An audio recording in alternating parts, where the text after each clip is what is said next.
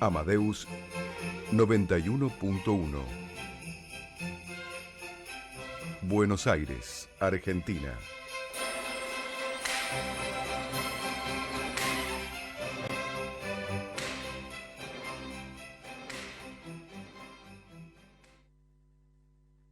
Cada engranaje hace que funcione. Cada elemento encaja para un fin ulterior. Desde este instante y por 60 minutos, Giorgio Sofós echa luz sobre algunos asuntos oscuros. Esto es Conspiraciones. Muy buenas noches. Bueno, este es un programa. Ahora reapareció Conspiraciones con un poquito de ausencia, un par de programas, pero bueno, acá estamos con Nicolás Castillo. ¿Cómo te encontrás, Nicolás? Muy bien, muchísimas gracias por invitarme. Bueno, él toca el violín, está con una orquesta y hace distintas orquestas. Con un trío de cuerdas también. Y bueno, contanos cuándo tocan, después lo repetimos. Mira, nosotros estamos trabajando con el trío Zauber, con Mariana y Héctor. Yo soy, en ese caso toco viola, y vamos a hacer un repertorio clásico romántico. Vamos a hacer un cuarteto con oboe, porque viene un solista invitado que es Cristian Coquiararo, y vamos a hacer el cuarteto con oboe de Mozart. Vamos a hacer un trío de Ries, que ahora vamos a ver también que la familia Ries tiene mucho que ver con Beethoven. Y vamos a hacer, que no tiene nada que ver con los clásicos, vamos a hacer una milonga de Rovira. Así que esto sería el sábado 16 de agosto a las 18 horas en la Biblioteca Argentina para Ciegos. Sí. Esto queda en Lesica 3909. Y después, al día siguiente, vamos a tocar en Quilmes, en el Centro Cultural Mambotango. Domingo 17:30 horas, en la calle Garibaldi 745. Esto es el domingo. O sea que nosotros tenemos doble función, tenemos el sábado y el domingo. Acá sábado Capital y domingo en Quilmes. En Quilmes. Exactamente. Así que bueno, están invitados. Perfecto. Y también me decías que se podía observar lo que es la biblioteca. Eso estaría interesante. La biblioteca es un lugar hermoso. La verdad que recomiendo ir porque tienen un lugar para tocar conciertos. Tienen conciertos todos los... creo que tienen todos los sábados o por ahí. Y el lugar para hacer conciertos creo que tienen 2 pianos. Es bellísimo el lugar realmente. Yo me acuerdo. Cuando estuviste la última vez acá que iban a tocar, y dije, bueno, tengan cuidado, es un chiste, como diciendo que a ellos escuchan. Y la verdad, suena. La verdad que siempre hemos sido recibidos muy bien en la Biblioteca de Ciegos y siempre agradecemos que nos sigan llamando. Hasta ahora es el 3er año que vamos a la biblioteca. Y como lugar es muy, muy buen acústico. Muy buena acústica, la verdad. Y más que nada es especialmente bonito para tocar música de cámara, o sea, para poca gente en el escenario. Y la verdad que queda muy bien y recomiendo ir a los conciertos del ciclo. ¿Y capacidad cuánto debe tener eso aproximadamente? Aproximadamente, mira, si te estoy exagerando, como unas 40 personas. Es una sala pequeña, pero para tocar música de cámara es espectacular. Mira, bueno, ahora retomamos un poquito de Beethoven. Le vamos a pedir a... ¿Está sonando algo de fondo o no? ¿O podemos poner un poquito? Perfecto, ya suena. Gracias, ahí está nuestro operador técnico Ricardo. Muchísimas gracias. Bueno, yo te quería preguntar. Decime. Porque él aparece en 2 distintas épocas de la música, ¿no? Es la bisagra dentro de la historia de la música. O sea... Pensá que es casi como podríamos decir que es como un rockstar, pero es como...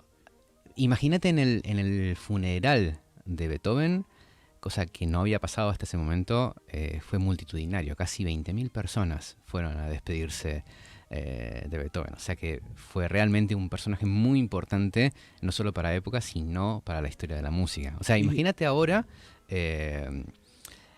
lo que se conoce de Beethoven. O sea, uno habla, o sea, nosotros vamos a hablar sobre un poco sobre la vida de Beethoven, pero si vos ves en lo que es la actualidad, vos vas a ves la cantidad de conciertos, inclusive acá en la Argentina, y probablemente vas a encontrar cualquier concierto que vos quieras, sinfónico, coral, de cámara, Sí. es muy probable que te encuentres con al menos una obra de Beethoven.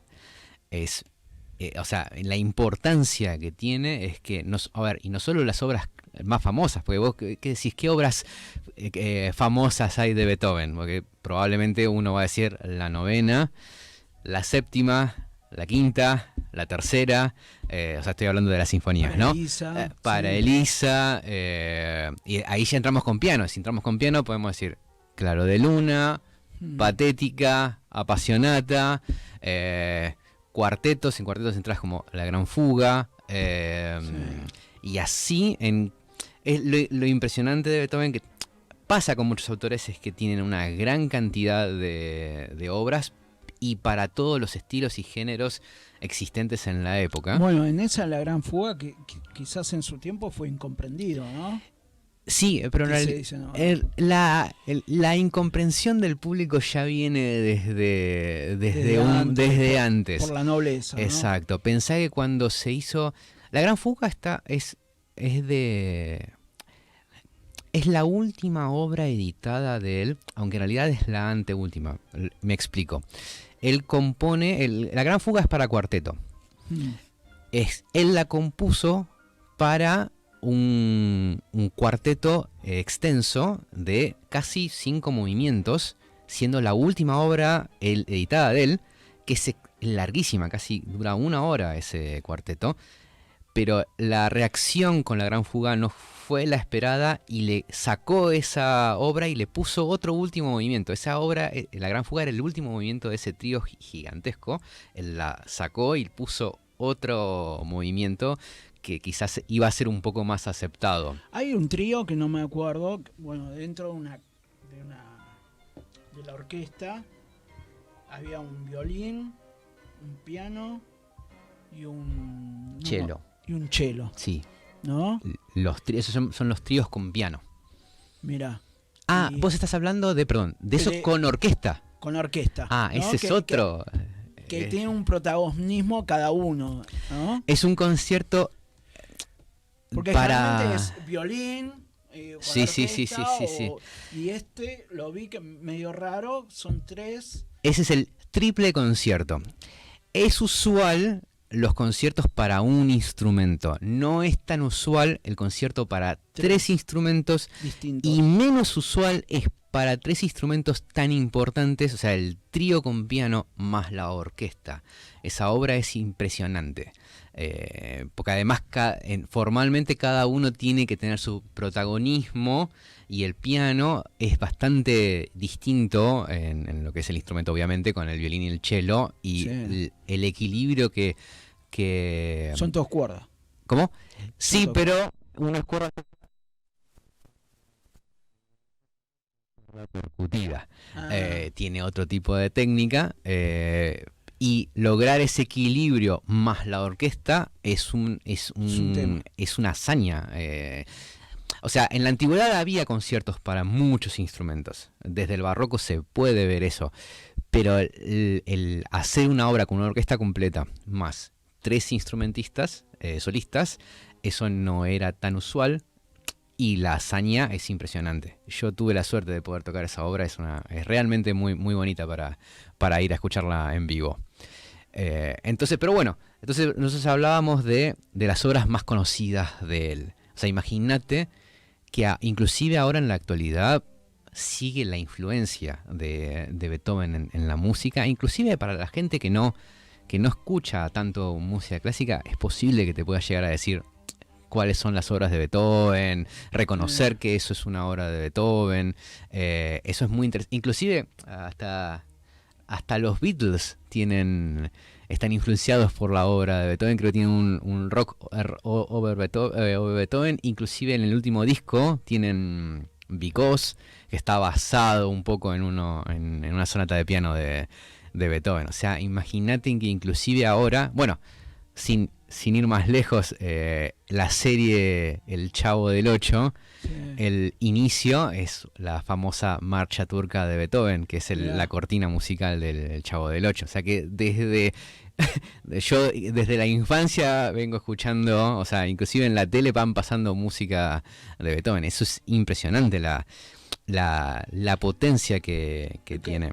Bueno, él lo que dicen, especifican de la música, si busqué lo que tiene Beethoven, porque relució tanto, es del sentimentalismo que le pone. Y él también era así, era muy apasionado, muy, ¿no? Una vez muy impulsivo el tipo, ¿no? Una vez escuché una frase, está muy interesante, que es: Beethoven es el primer compositor enojado. No es que antes los compositores no se enojaran, sino que el personaje tan efusivo o, bueno, bipolar, porque pasaba de la depresión. Está en la personalidad. En la personalidad. Sí. Pensá que con la muerte de Beethoven se crea esto del mito, la leyenda. O sea, estamos hablando de una persona que a mitad de su vida queda sordo y él, por decirlo de alguna manera, supera esa barrera para seguir componiendo. O sea, él pensó en suicidarse a principios del siglo XIX y él quería seguir componiendo. O sea, el arte, como que él mismo dice que se salva por el arte para seguir diciendo lo que él quería decir. Bueno, hay un libro de Paul Johnson, es un escritor litista, muy bueno. Bueno, en una hizo intelectuales, metió varios, ¿no? Metió a George Orwell, se metió a Hemingway, a Bertolt Brecht, bueno, como 15 intelectuales. Y bueno, y por momentos decía que había intelectuales que perdían, ¿no?, la visión o la inteligencia, o eran distintos tipos de inteligencias porque no se sabía conectar el coso de sordera, o no se sabía hacer un té, y era prácticamente, escribía de todo, libros, pero en otras cosas fallaba. Entonces él lo veía como que si la inteligencia tenía parte de una percepción de la imaginación y de la personalidad de cada uno, ¿no? Como que si está medio mezclado y como distintos tipos de inteligencia hay. Pero y pensar también como si fuese que tu vida es solamente ese obsesión, ¿no? Exacto, esa rama del arte. O sea, vos vivís para la música y la música es lo que a vos te define. Y esto es muy interesante porque, bueno, vos al principio dijiste que es como que la ida de Beethoven está dentro de dos periodos. Y eso es muy importante porque Beethoven es la bisagra dentro de la historia de la música. Es como que hay una época antes de Beethoven y después de Beethoven la música cambió para siempre. Entonces es importante notar qué es lo que hizo que Beethoven para cambiar por completo la concepción de la música.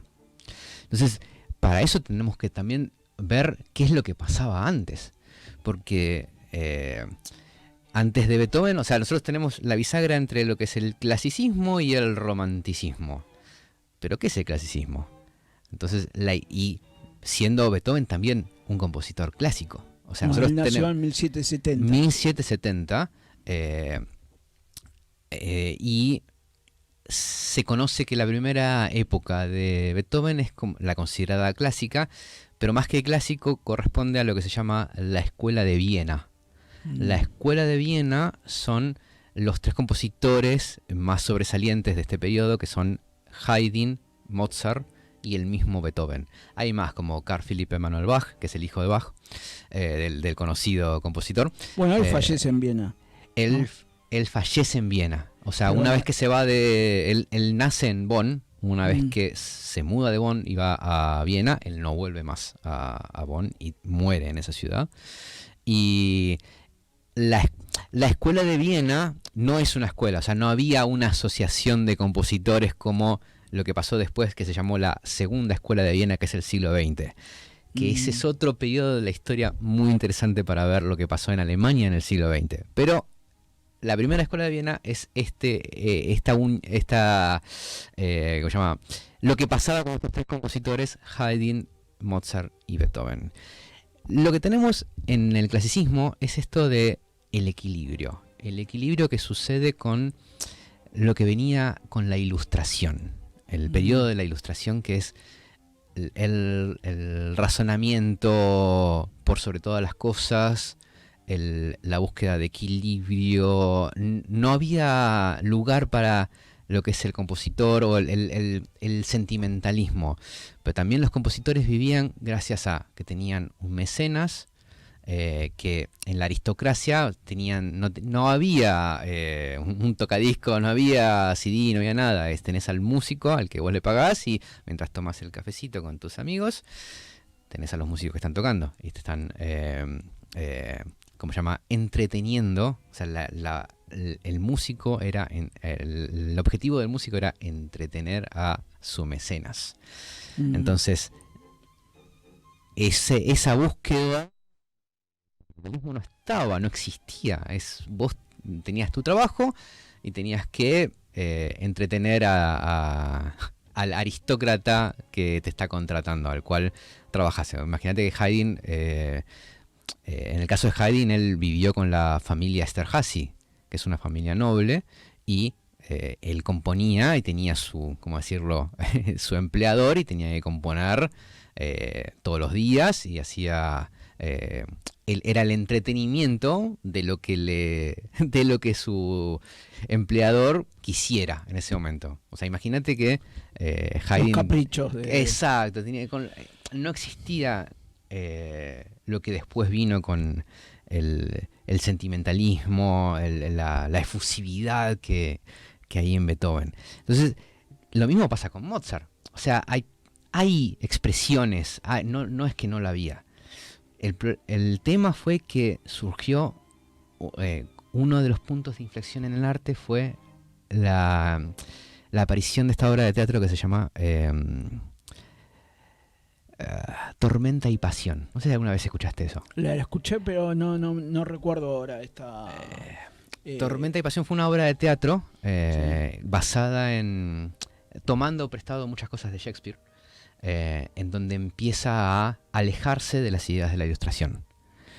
Esto es como uno de las semillas que después entraría en el romanticismo.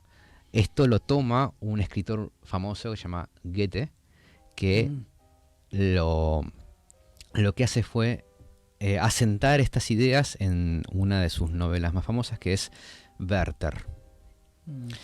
Werther es un pintor que se quiere alejar de la vida burguesa y se va al campo, y se enamora de una señora que ya estaba comprometida, y el amor es no correspondido, y al final de la obra este protagonista se suicida. Entonces, todo ese sentimentalismo, esa pasión que empezó a aparecer, ya empieza a alejarse de todo lo que es la ilustración, todo el equilibrio, todo el balance. Y a todo esto hay que sumarle la Revolución Francesa. Sí, Y, que se viene ahí. exacto, 1789. Exacto. Sí. Y él tendría 19 años. Exactamente. 19, 18. Con la idea de la revolución, esto de la igualdad, la libertad, la fraternidad. Dura hasta el 93 más o menos, después Y después la llega. encara Napoleón a eso. Exacto. Y después hasta 1815. todo esto traza la vida de Beethoven. Pensá que Bueno, él era un jovencito cuando sí. escribió una obra queriendo representar a Napoleón, ¿no? 1803 y 1804. Para llegar el tema ahí fue la heroica, porque él compone, esa es la sinfonía número 3. Cuando compone, él escribe que está dedicada a Napoleón, porque él admiraba estas ideas de la igualdad y de la libertad. El problema fue que el golpe de estado de Napoleón el directorio, algunas cosas cuando se hizo emperador. Exacto. También y todo eso, en 1807 más o menos. Exacto, cuando se proclama emperador, Beethoven estaba decepcionado. En un ataque de furia, borra. Está la portada de la sinfonía con el tachón de Beethoven, donde él borra yo no sé si es creíble. En una película, bueno, Napoleón bombardea algunos castillos y estaba esta duquesa que era una amante que pierde un hijo, que era un amante de Beethoven, una duquesa. No sé si por eso también... Más que... O sea, esto es una película Amada Inmortal. Sí, me acuerdo del ataque. Napoleón ataca a Viena. En ese momento, Beethoven sufrió el hecho de no poder llenar los teatros, porque justo en ese momento él estaba estrenando su única ópera.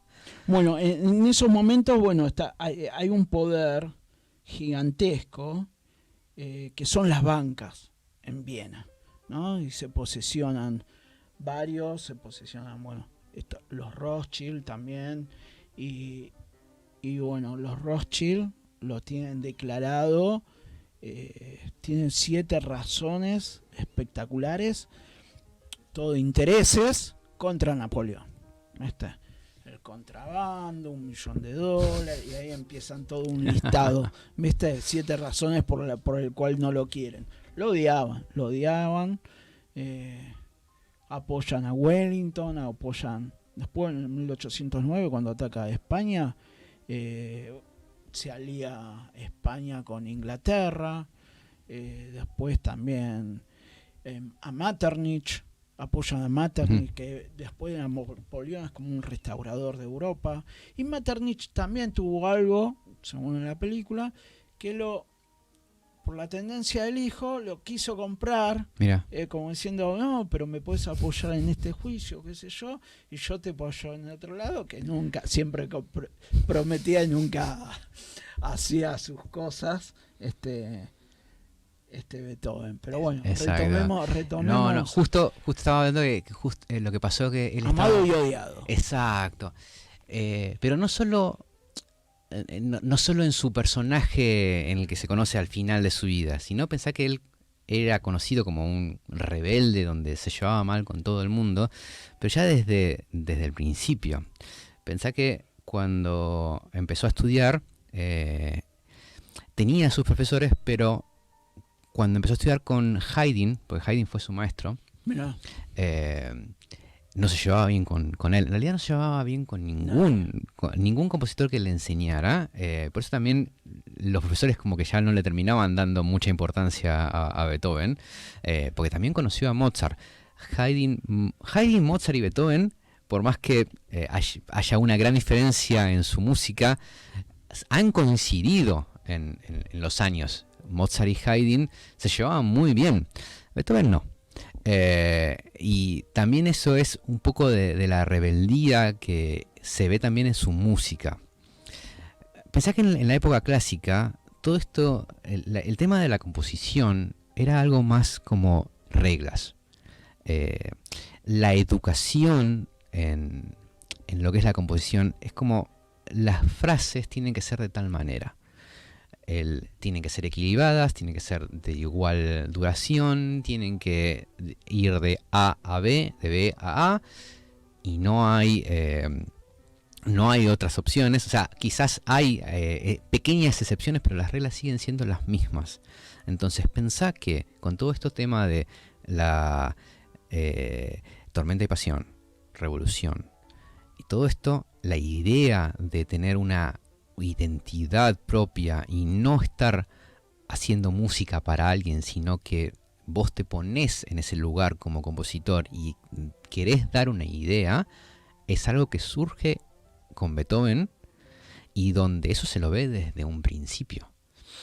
O sea, por eso también él tenía tan rebelde que, o sea, no se iba a llevar bien con ninguno de sus profesores, teniendo sus propias ideas de lo que él quería de la música. Es más, él siempre decía que de Haydn no pudo aprender nada. O sea, y ya lo ves. Pensá que ponemos no sé si en algún momento, no sé qué música estamos escuchando, pero en alguna te pasé la Sinfonía 1, Sí. ¿sabes? La primera sinfonía. Es donde él empieza No a poner... la pasamos después al No hay final. problema, no hay problema. Así mantenemos el suspenso. La Sinfonía 1 Mm. empieza, que quizás ahora no nos sorprenda tanto, no parezca algo tan disruptivo, pero en la época empezar con un acorde tensionante no era lo usual. Vos empezabas con lo que se llamaba la tónica, el acorde donde ibas a estar, el terreno donde vos ibas a trabajar, el piso iba a ser siempre el acorde inicial. Beethoven no. Y no hay muchos casos antes en donde te dicen, no, voy a empezar con un acorde tenso. Si vos escuchás muchas obras de Beethoven, inclusive la heroica empieza como si fuese un golpe en la mesa. Empieza con ese carácter, es el carácter del mismo Beethoven. Esa es su manera de no solo de protestar, sino de mostrar quién es él. Y no solo eso, sino también pensar que llegábamos después a la historia de la historia de la heroica. Ya se empieza a él mismo a sentir que está quedando sordo.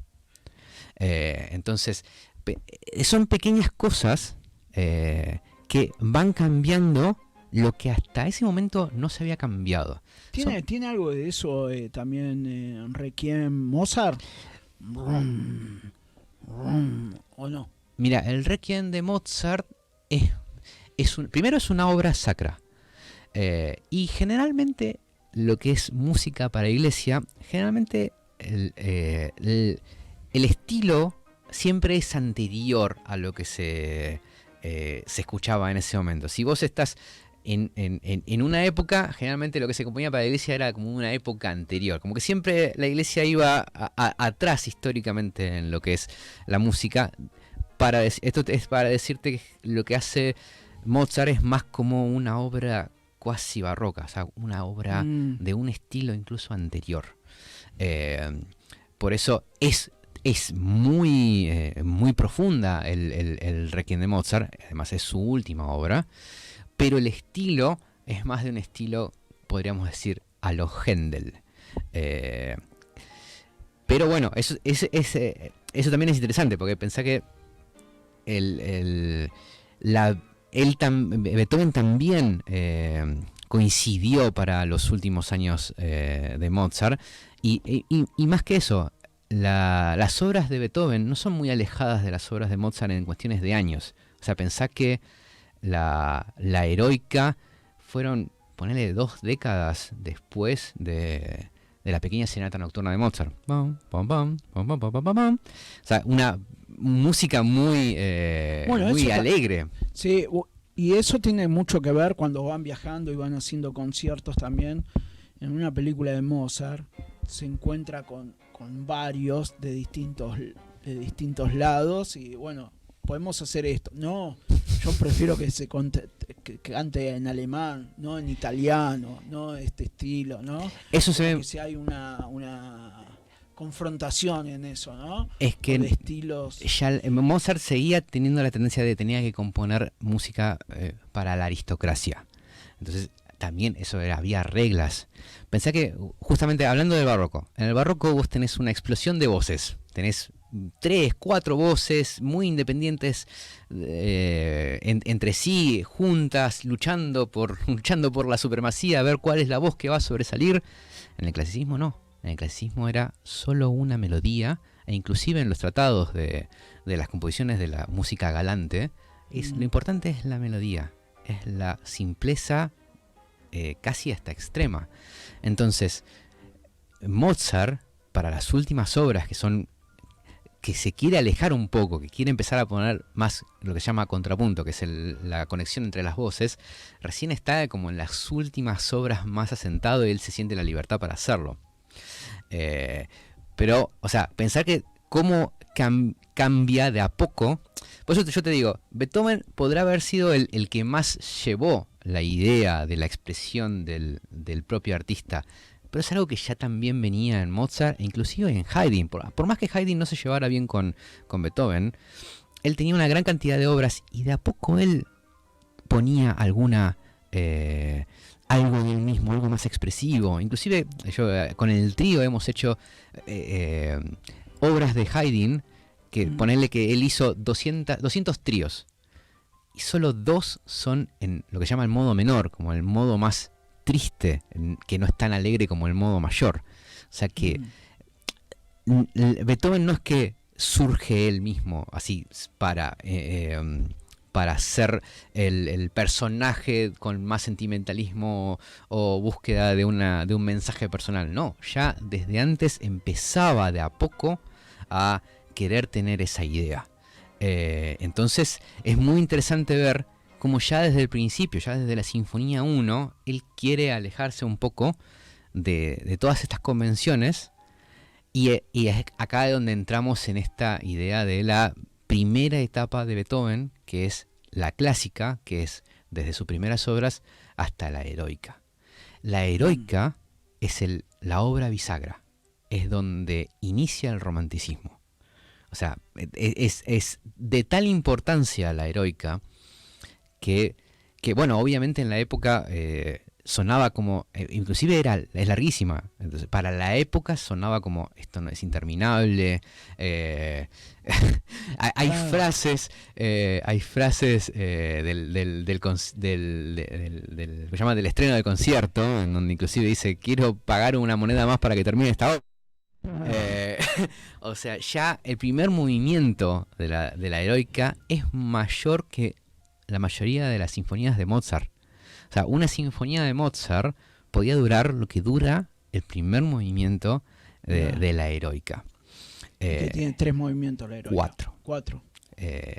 Y ya en el último movimiento, que son 10 variaciones, creo que eran 10 variaciones, ya expone un movimiento larguísimo, extenso.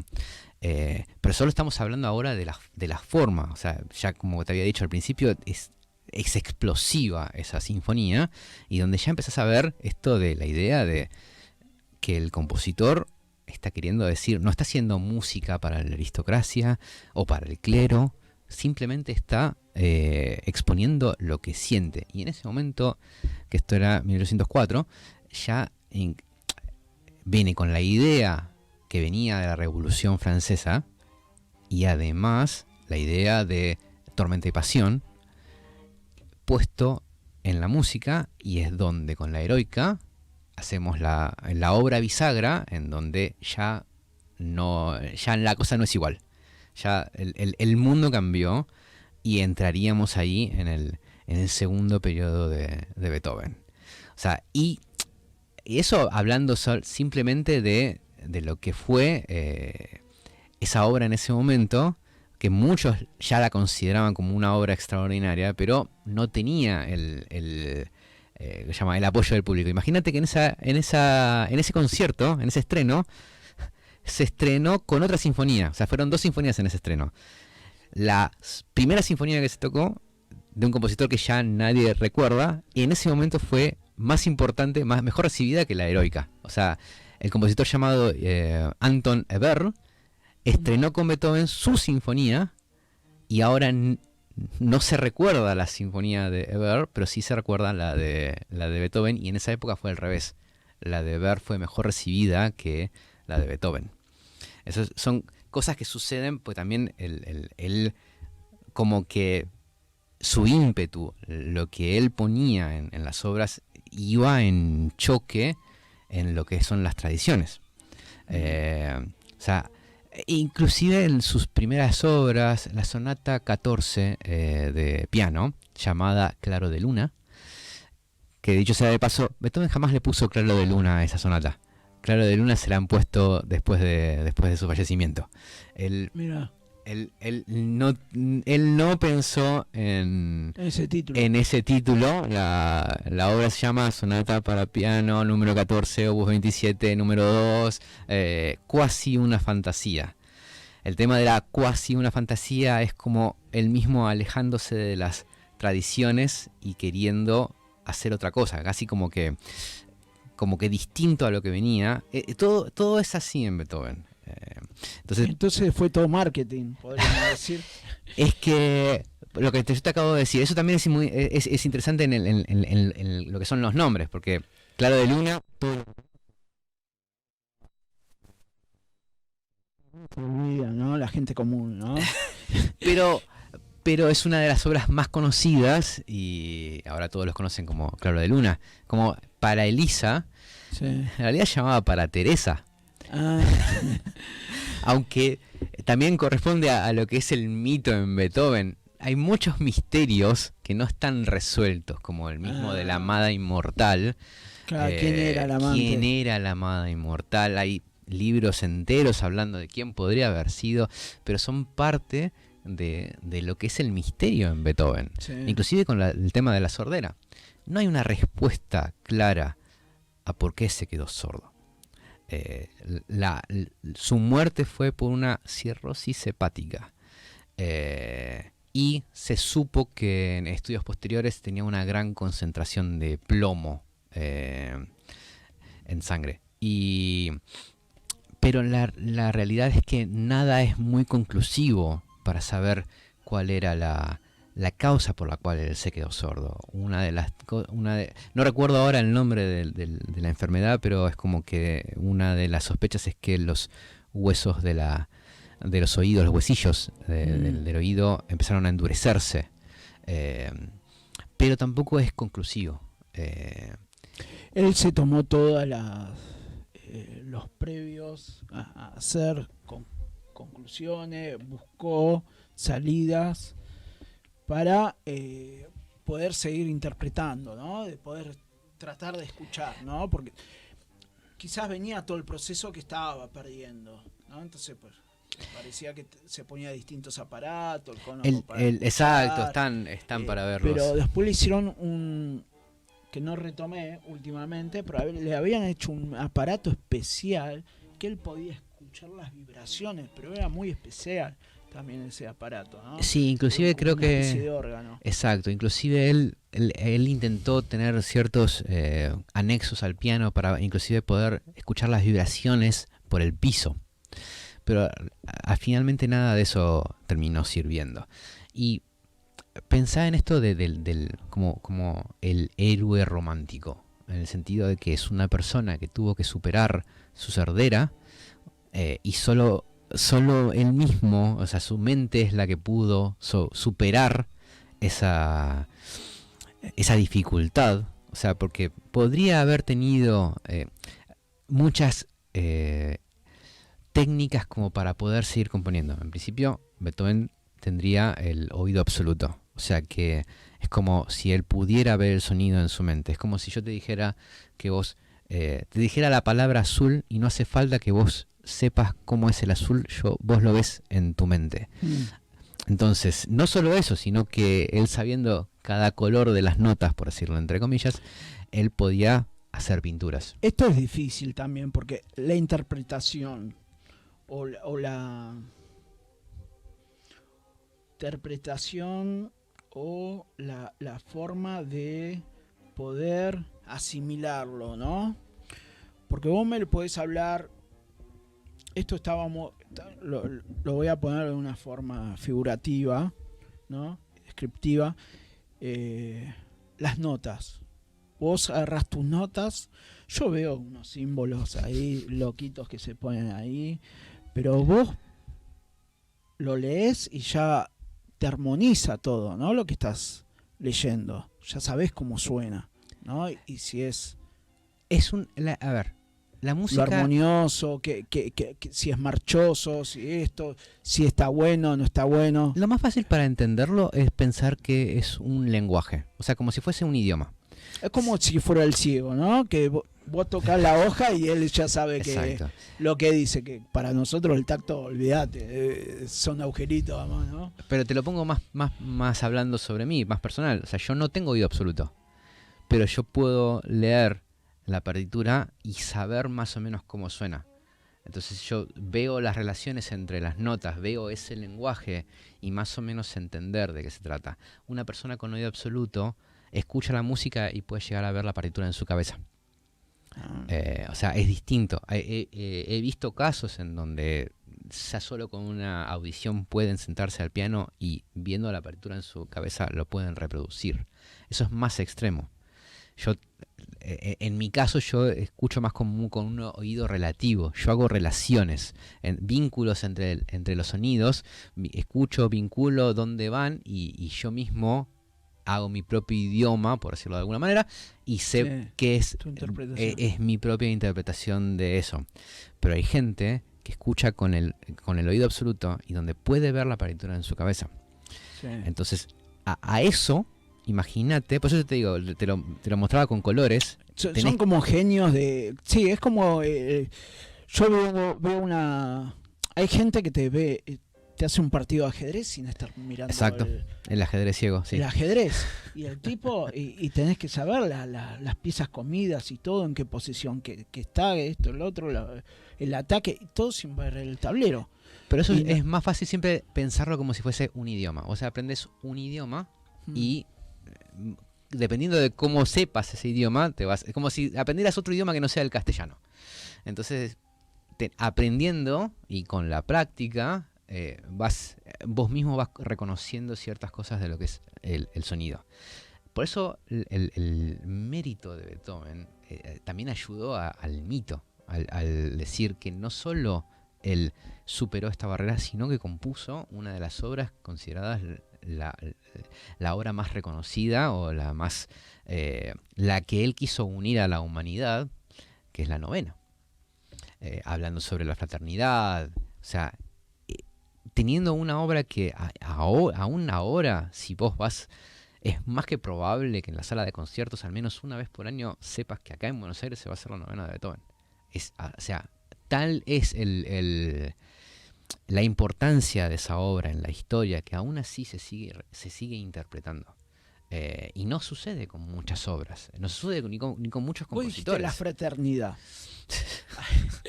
Ya me lo estoy imaginando, sociedades secretas. ¿Hubo algo de eso o no? ¿Con Beethoven no, en todo siempre está ahí? No, creo entre que los grandes. Creo que lo que alimentó después del fallecimiento de Beethoven es más la leyenda que lo que es más sociedades. Es más que el mito. Es crearle historias. Es como esto... Es que hay frases, pero hasta yo mismo dudo. Es como que se cuentan historias acerca de este personaje que hasta ya dudo si son ciertas o no. Entonces es como que, no más que nada con lo que son sociedades secretas, porque además pensá que es una persona que estaba completamente recluida, pasando por depresión y enojo. Y él mismo sentía que se alejaba de la sociedad por no poder escuchar, y su propia desesperación. Entonces siempre fue como este personaje que después se ve en las películas también como desaliñado, con toda su casa sucia, personalidad explosiva, una personalidad explosiva. O sea, imagínate que hasta un príncipe le dijo, príncipes habrá miles, Beethoven hay uno solo. O sea, hasta ese punto de confrontación sin importarle la diferencia en la clase social, o sea, hasta ese punto. Por eso también es como que es un personaje que se ganó el medio público. Loco, ¿no? También el medio, ¿no? El medio conflictivo y... Es que ya con eso es interesante. Es que lo conocían a Beethoven, quizás se lo permitían todo, ¿no? Como... Mirá, un Diego Maradona de ahora. Por suerte, o quizás también alimentando la leyenda, sus amigos, en este caso Ferdinand Ries, que es un compositor conocido en el romanticismo también, fue su biógrafo. Entonces, él ha tenido amistades durante toda su vida y gente que lo acompañó. Ries fue su secretario también. O sea... Él ha permanecido con grandes, inclusive con los directores que han hecho sus obras en ese momento. Uno de los directores estrenó también su concierto para violín. O sea, tenía una personalidad explosiva, pero pensá que para el momento se lo consideraba como casi un músico independiente. Él tenía una gran cantidad de pedidos de música, por lo cual también es la figura del músico independiente, freelance, es Uno de los surge- primeros, es, quizás, ¿no? es uno de los... Hay muchos compositores antes que, bueno, podían tener su negocio, pero el que realmente se independiza es Beethoven.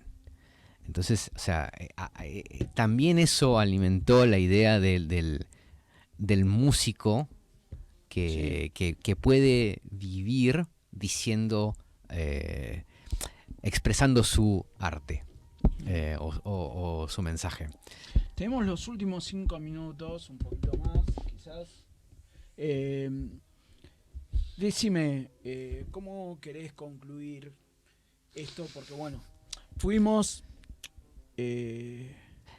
creo que no estaba pensado eso, pero bueno, tratamos de volcar, ¿no? La personalidad, muchas cosas. Muchas cosas de la La personalidad. inteligencia, el profesionalismo.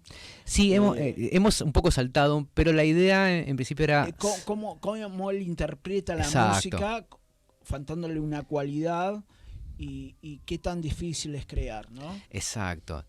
La idea era tratar de cerrar un poco lo que fue su época bisagra, que fue su primera época, que es de donde creció, o sea, donde se formó hasta la Sinfonía Heroica. Todavía nos queda hablar sobre sus obras más importantes, lo que sería el segundo periodo, que va de la tercera hasta la octava de Beethoven, y el último periodo de su vida, la más importante, que es la novena. O sea que realmente hay mucho para explorar en Beethoven, y creo que ese es el cierre que yo quiero dar, que es el que quizás uno conoce algunas obras de Beethoven, algunos las ha escuchado, pero es importante también poder disfrutar de otras de sus obras, y en este caso lo que estamos hablando de sus primeras obras. Personalmente creo que, y creo que también muchos que escuchan el primer romanticismo, pueden considerar que quizás es uno de los momentos más hermosos dentro de la música, que es el hecho de pasar el formato del clasicismo, la rigidez, y pasarlo a los sentimientos, y es como quizás uno de los momentos más bonitos dentro de la historia de la música occidental, donde podés ver esta expresión tan pura, tan explosiva por momentos. Sí. Entonces es como mi último mensaje acá en la radio sería como disfrutar también de este periodo, del primer periodo de Beethoven, en donde puede uno también ver que las ideas que surgieron, que terminaron en sus últimas obras, también se pueden ver en sus primeras, y son grandes obras para poder disfrutarlas también. Bueno, hay que aprender también de música, porque bueno, poderla interpretar y qué quisieron expresar en aquel entonces y todo. Porque yo el otro día publiqué en Instagram, un par de... hay un libro que se llama como un atlas universal de la música y los instrumentos, ¿viste? Y bueno, te dicen el origen, suponete, del violín, te dicen cómo, ¿viste? Cómo se aprecia, bueno, distintas cosas. También la historia de la música, cómo se creaba y todo, desde Grecia, desde tiempos remotos hasta estos procesos, ¿no?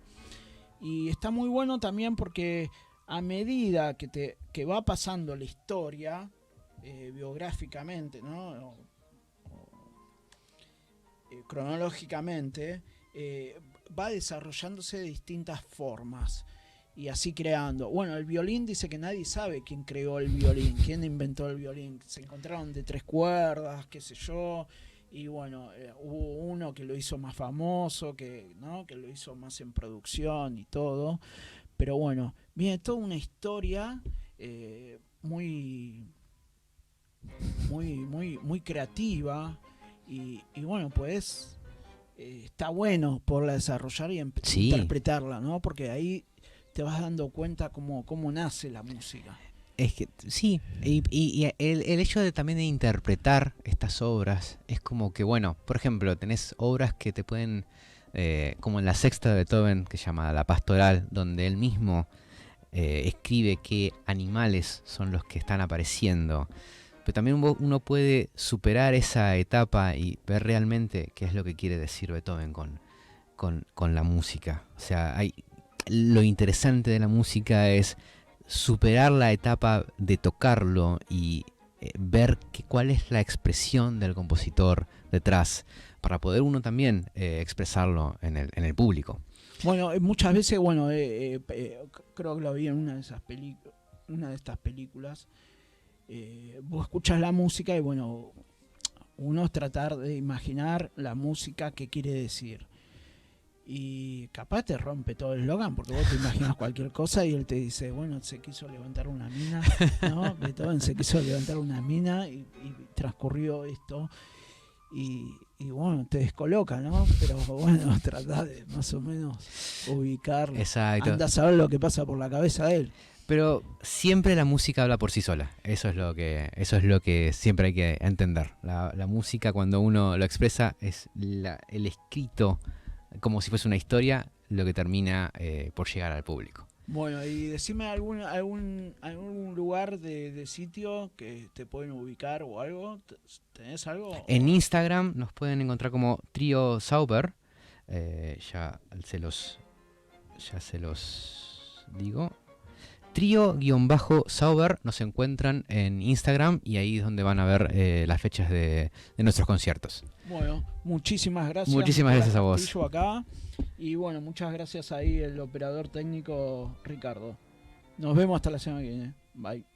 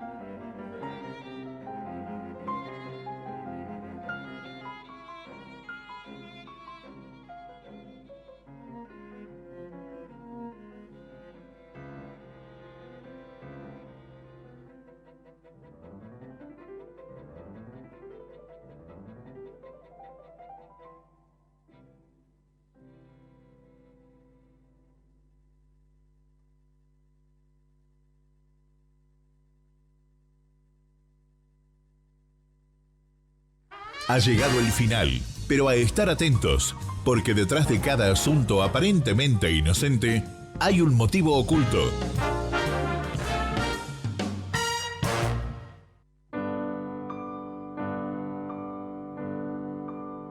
Desde la ciudad de Buenos Aires, República Argentina, transmite Amadeus 91.1.